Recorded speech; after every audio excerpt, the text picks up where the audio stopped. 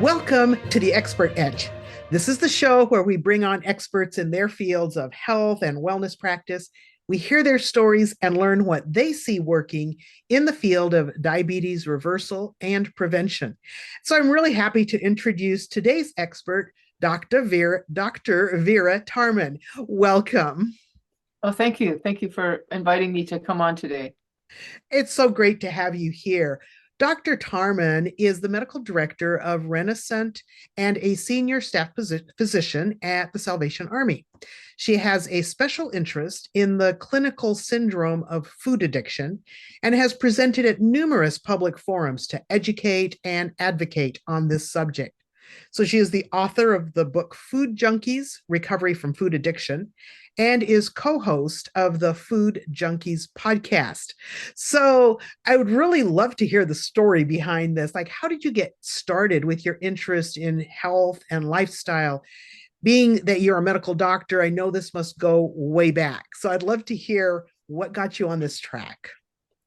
Okay, sure. I'll start with my own personal story. Like so many young women in university, I thought that I was overweight when I was actually the weight I am now, and wanted to change my weight. And when I started to fool around with that, that basically got me into trouble. Now, before that, I had always had a particularly fond relationship to junk food, sweets especially. Like, I mean, I know everybody says they have a sweet tooth. I don't think I had a particularly worse one than anybody else, but it was definitely there. But it was when I tried to cut back because I was trying to lose this weight that I mean, it's ridiculous now. It's just that's our diet culture, and started to try to restrict foods that I got into a lot of trouble. And in the days of when this was happening, which was in the 1970s, we would have called this some form of an eating disorder, but we didn't even have those words then. But you know, I don't want to get too much into my story, but ever since then, since my early 20s, I started to struggle with food. And then it wasn't until I hit 40, 50, when I discovered I had an addictive streak in general. I was drinking too much alcohol. I wanted to stop drinking alcohol. And then when I did that, oh my God, the food it just called to me. And I discovered that my behavior with food was very addictive. Like I didn't have those words, but that was my experience, that I just couldn't put it, I could put it down, and as long as it stayed down, it was fine. But when I picked it up again, it was in my face even more than ever. And it wasn't until I got into the addiction field, I was a family doctor, then I moved into addiction medicine, that I started to connect the dots. And now, today, there's people like me and many others like me who speak about this, but there weren't in those days. And so I came across my own discovery, and then I realized so did many other people, but we didn't have social media then to share notes. But anyway, I discovered, hey, this is addictive. This is, if I use the tools of addiction, I can heal myself. And I did that. I started to do that. And then I became familiar with the literature. And for the clinicians in the crowd, that was people like Nora Volkov, who's like the head of the American Society of Addiction Medicine, started talking about food as an addiction, just like cocaine and alcohol. And then, of course, more research came out, and I started to compile that research. And then I developed my own campaign because of my own history. And Mm. so I'll just end my own history by saying that when I finally cottoned on that, yes, for me anyway, not everybody, but for me, if I treat this like an addiction, then I will be fine. I won't have the food calling to me anymore. And since then, not only has my mind stabilized and I can, live without thinking about food all the time, but my weight stabilized, and I never developed diabetes or any of those conditions which happen if you continually eat highly processed foods. I love that. And I love how you brought in that connection to diabetes because maybe someone listening is going, well, I'm worried about my blood sugars. What is this addiction piece?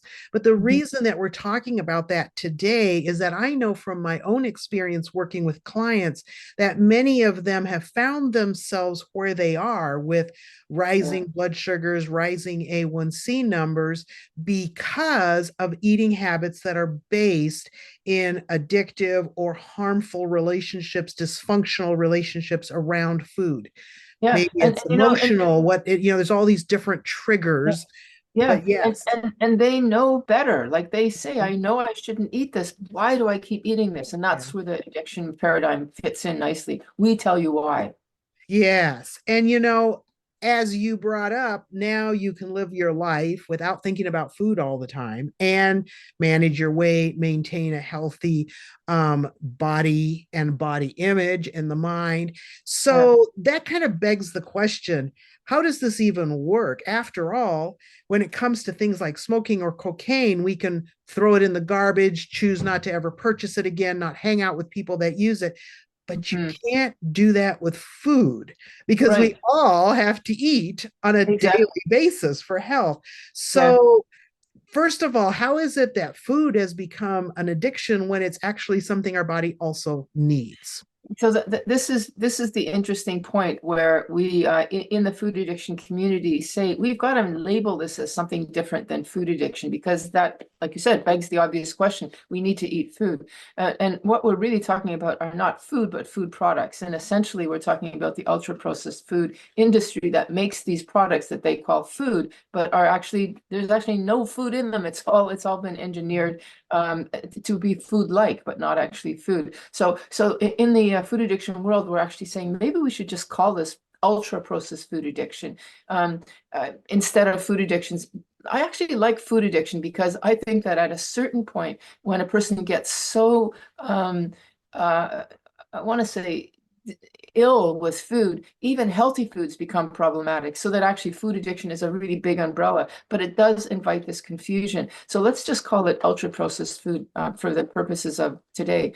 And some people will say, let's just call it drug foods, drugs, because that's what they are. Because the food industry has made from food these products that are more food than food ever was. In fact, there's a fellow who wrote I think it was the Dorito effect. I think it was him, Mark Schatzker, who said, well, there's a couple of people that have written books like that, where he said they even put in steak, they put steak-like enhancers so it tastes more steak than steak. Like it's just crazy. So what it's doing is it's putting us into an extraordinary experience of food. We are built to eat food, real food, like processed food, unprocessed food, like vegetables and fruits and meats and whatever, without the added enhancers. And our body is built for that. And if we stayed with that, we wouldn't have a problem with food addiction, metabolic disease, diabetes, anything. The problem is that we're eating in this food world that's actually not food, and it's destroying us, creating things like metabolic disease and brain disease like food addiction. So And we really shouldn't be calling it food. I tend to agree with you on that because we have gotten a distorted image and definition of what Yeah. is food. Like we think if it's at the grocery store on a food aisle, and it says, has the name of something that we might recognize as food, cookies, cakes, cereal, whatever it is, that if it's ultra processed, it's actually not food. It's like it's not what our body actually needs. I think I remember reading a book. It's been a while since it came out now, but I still think it's an excellent book for people that are thinking about learning more about ultra processed foods. And that's that book, Fast Food Nation by Oh, yes. Schlosser. I remember he has a whole section in there on the chemistry of the food industry and how they work with flavor agents to enhance flavors so they stimulate our taste buds in ways that real food doesn't even have the capacity to do. It's like an abnormal level of stimulation. Absolutely. You said it perfectly. That's exactly it. Mm. And how does that then really work in our brain? Yeah, so the brain, just like the body, is built for like real food, real exposure to real elements. And when we're living in this overstimulation, the body has to respond in a particular way. Basically, it's trying to protect itself. And so, if we look on the level of our liver and of our pancreas and stuff like that, you get an overabundance of sugar, and eventually you become insulin resistant, which is essentially the dynamic of what diabetes is, because there's just too much sugar and the body is becoming resistant to it. And a very similar process is happening in the brain, but instead of insulin in the brain, it's called dopamine. dopamine. And dopamine is our neurochemical of pleasure. All food is pleasurable. It's supposed to be. Like, that's good. Right. If I did not have pleasure in eating, I wouldn't eat. So my brain is built in a default mechanism where I enjoy food, and I enjoy sweet and fat because those are energy dense. Now I'm talking about normal sweet and fat, not Mhm. ultra processed food. And so if I stayed at that level of eating real food, I would enjoy my food immensely and be full and be able to, push myself away from the table when I'm full. That is our default mode of enjoying food. But when we talk about ultra processed food, we become essentially resistant to this pleasurable experience, so that we don't want to leave the table because we want that satisfaction feeling that the normal person feels at the end of a meal.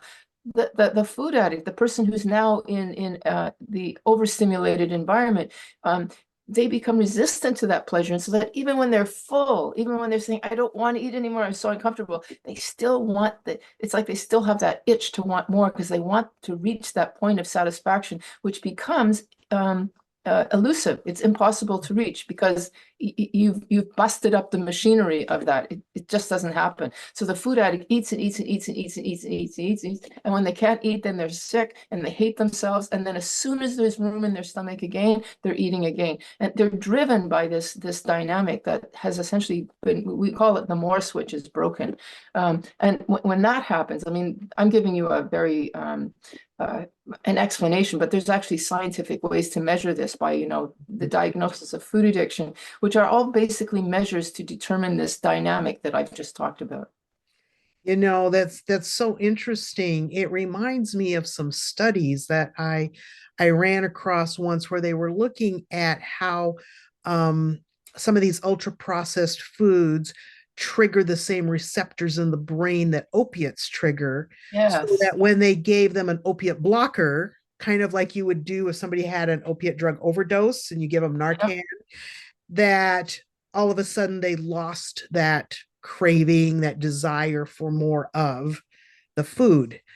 Yeah. Um, And isn't that that is essentially interesting? the mechanism by which bariatric physicians or physicians that treat obesity use. They use drugs that have Narcan in them, or we call it naltrexone.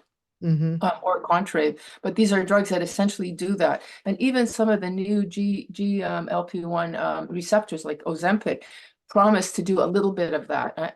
Mm. The research is still, well, the research is accumulating, saying that it does have an impact on that too. So the medications are addressing this. But you know what? You don't. I'm going to go out on a limb here. You don't actually need those medications if you get out of that environment, that overstimulated environment, which has created this problem, and let yourself heal, then you're back to normal. Without meds, you're just back to normal. But it does require a lifestyle adjustment, which is not easy. Right. And I love that we don't have to depend on a medication to take away the craving. If we change our choices, then Yes. we can actually have a different experience with food. Yes. I think that that's really Yeah, hopeful.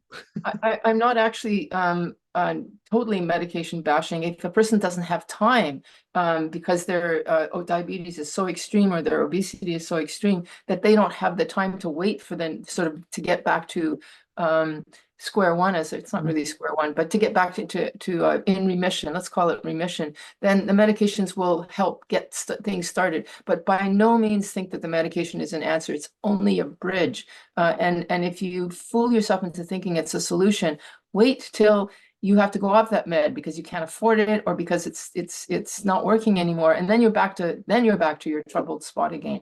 You Mm, want to do the follow the solution of just getting out of that overstimulated environment, which means don't eat processed foods yes. or very And I think minimal. that, that's so important because, we've kind of dug into like what is the food addiction? Well, it's this whole brain body connection and Yeah. triggering an addictive sort of response in the brain.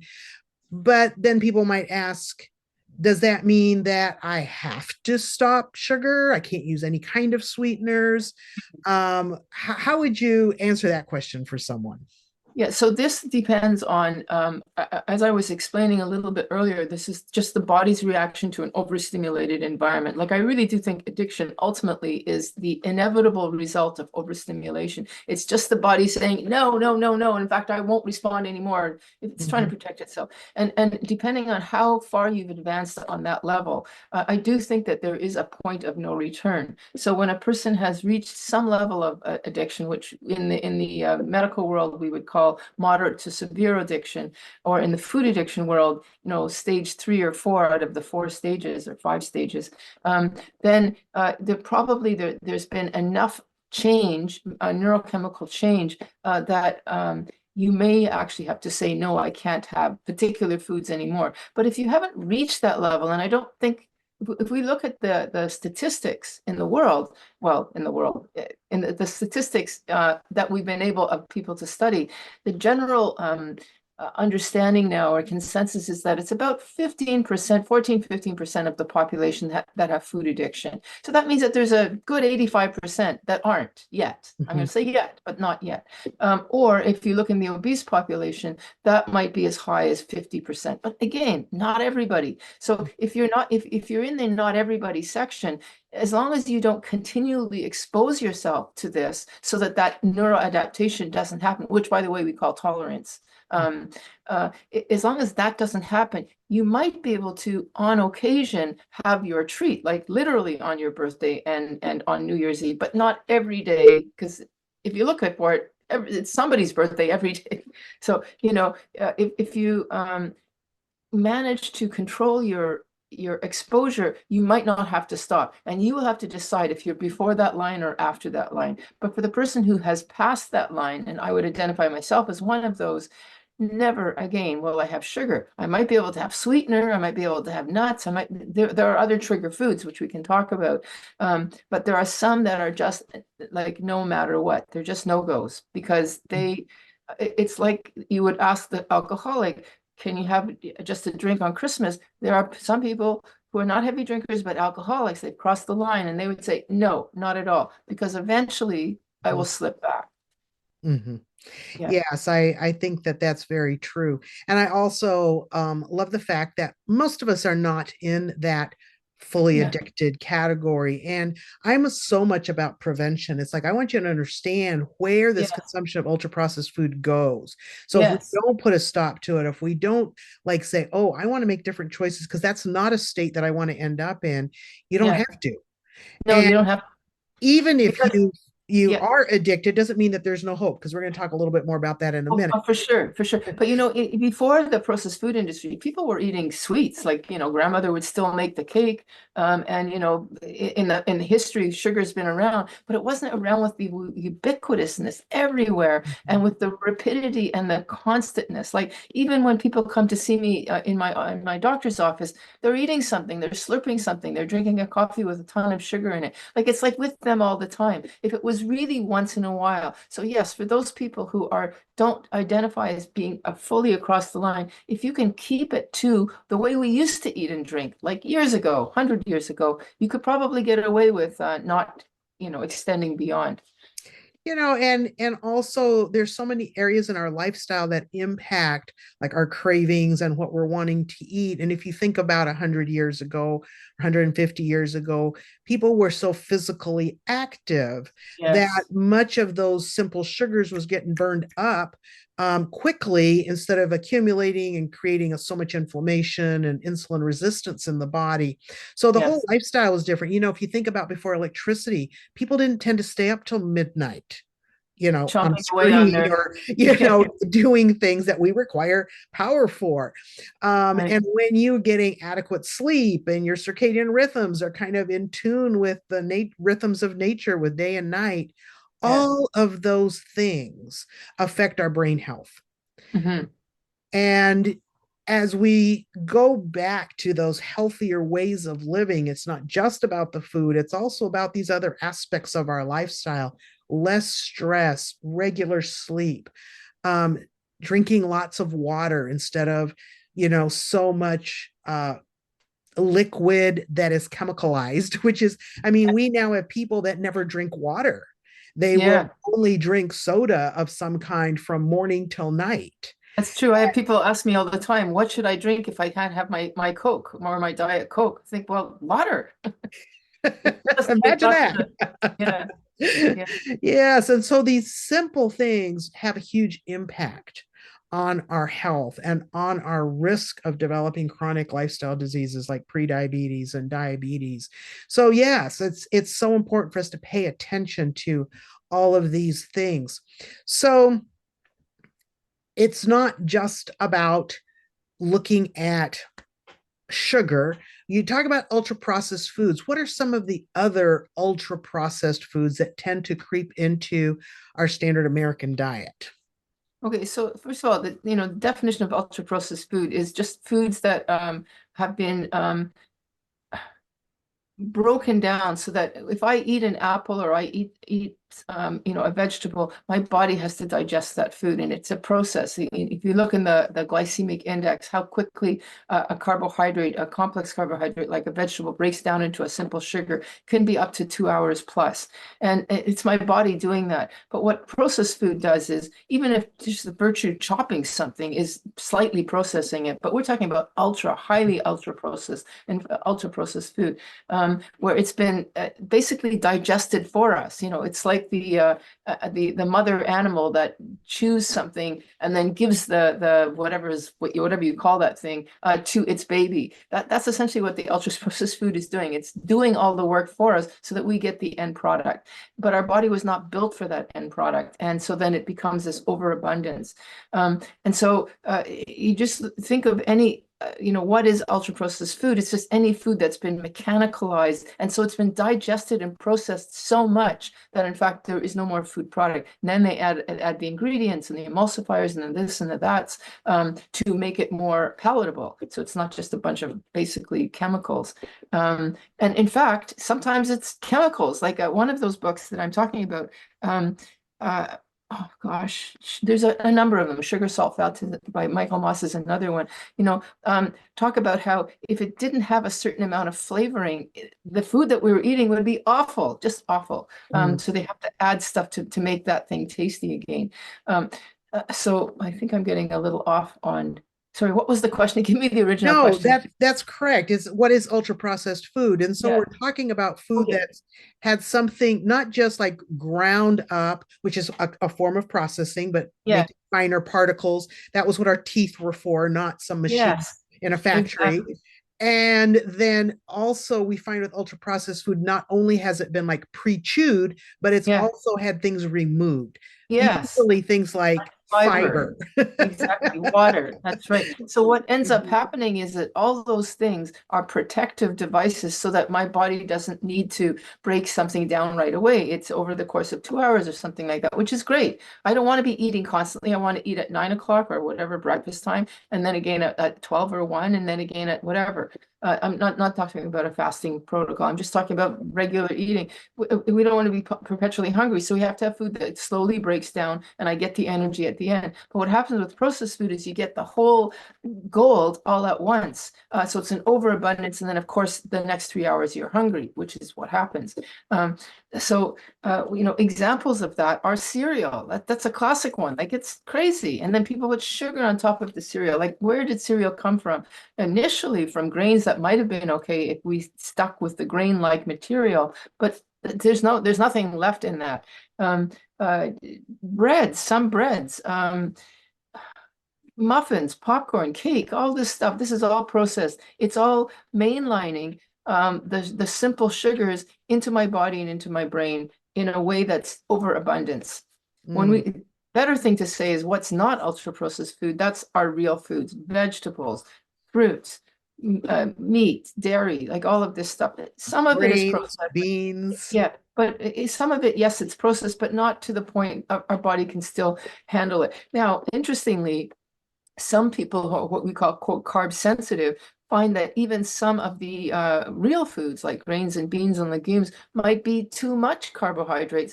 And that's typically at that end of the spectrum.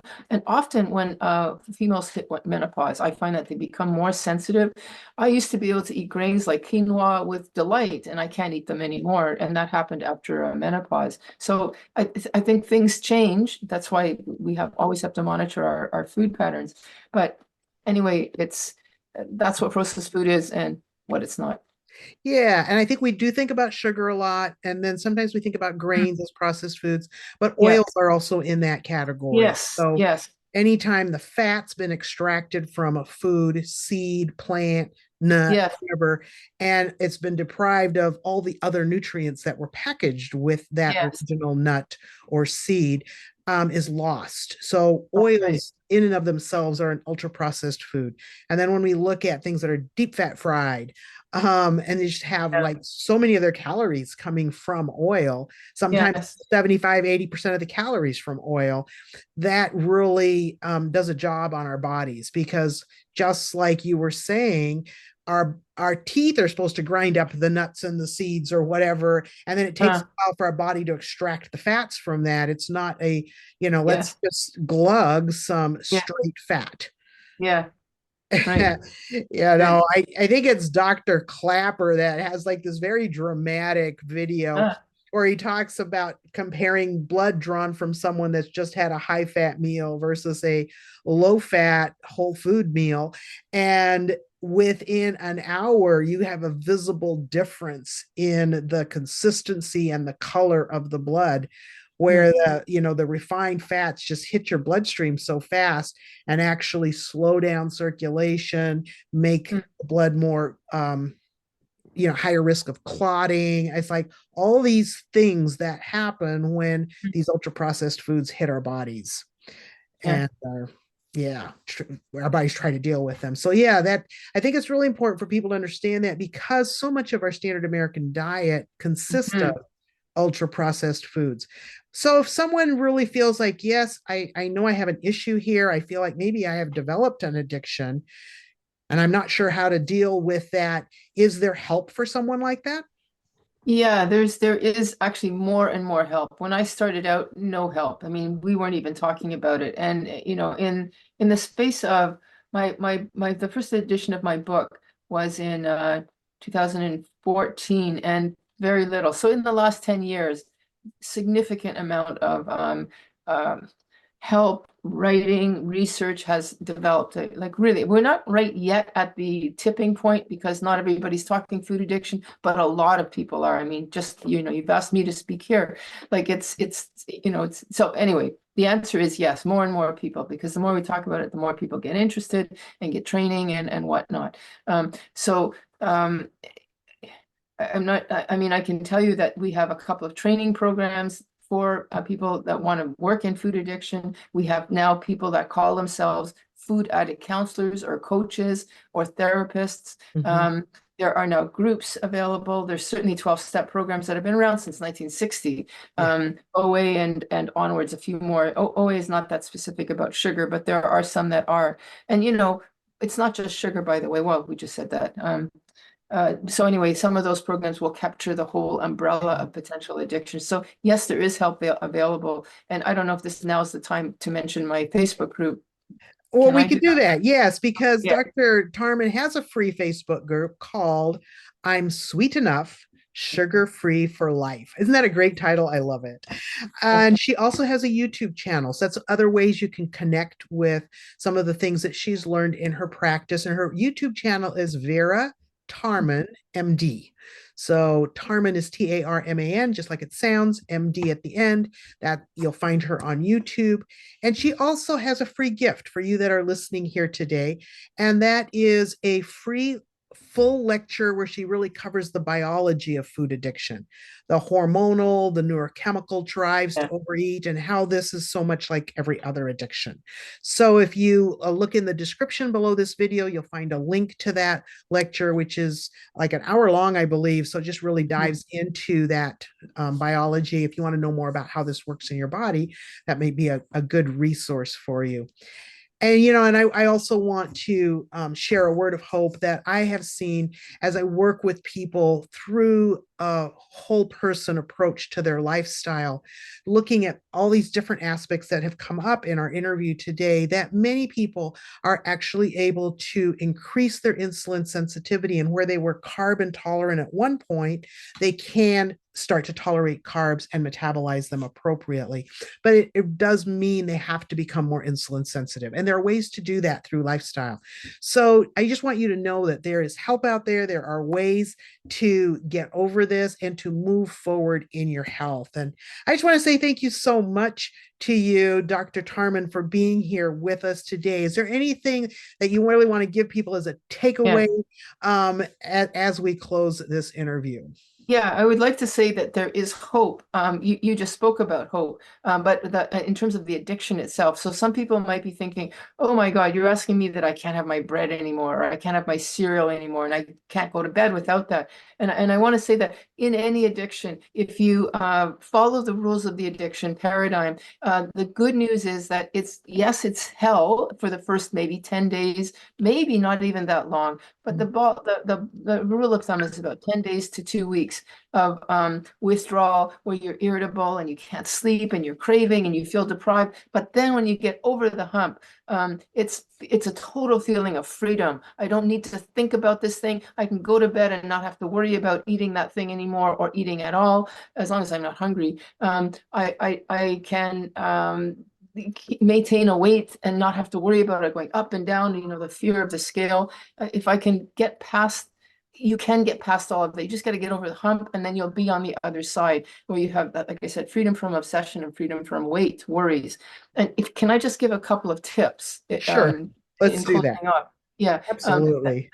one thing that I would really encourage a person to do is not focus on their weight, because weight will always get you. It's like the addict will say, hey, you've lost weight, that means you can have something. Or it'll say, oh my God, you haven't lost weight, you may as well get off the wagon. Don't worry about the weight. The weight will take care of itself. This is about calming the mind, and then the weight will follow. And then also, if you want to quit sugar, if you need to eat sweeteners like a stevia or monk fruit as a sort of harm reduction, go for it. It's not as bad. I'm not saying it's the best, but you can use it as a tool to get you off the sugar. And then the final thing I want to say is, don't do this alone, because we live in a society where the food industry will either dismiss you, or they'll make you feel out of place. What, you mean you just bought me something and I have to say no? Like, it's gonna make it makes things awkward. So you need to have a support around you where it normalizes your abnormal behavior, because we've normalized food, sugar to be normal. We now have to step out and we have to make a new normal. So get Mm. support to make that new normal. There, that's it. Oh, I love that. And that is so important. And that's why both of us are in the world providing resources for those of you that want support and accountability around making these positive changes. I just want to say thank you so much for sharing Thank with you. us today, Dr. Tarman. This has been really valuable and hopefully brings a lot of hope as encouragement and some tips to get started on in that direction for all who are listening. So just remember, health is wealth, and it comes by choice, not by chance. Thank you for being with us here today.